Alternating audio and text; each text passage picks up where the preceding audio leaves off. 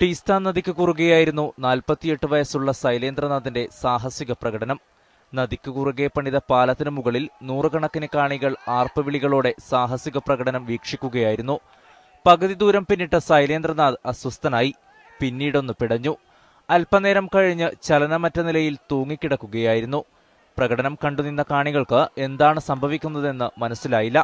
ഉടൻ തന്നെ 35 കിലോമീറ്റർ അകലെയുള്ള സിലിഗുരി ആശുപത്രിയിലെത്തിച്ചെങ്കിലും മരണം സംഭവിച്ചിരുന്നു.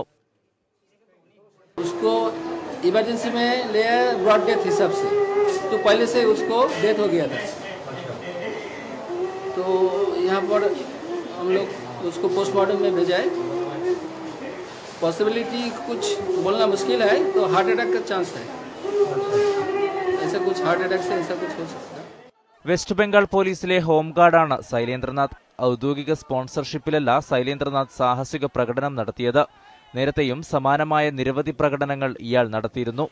News desk media 1.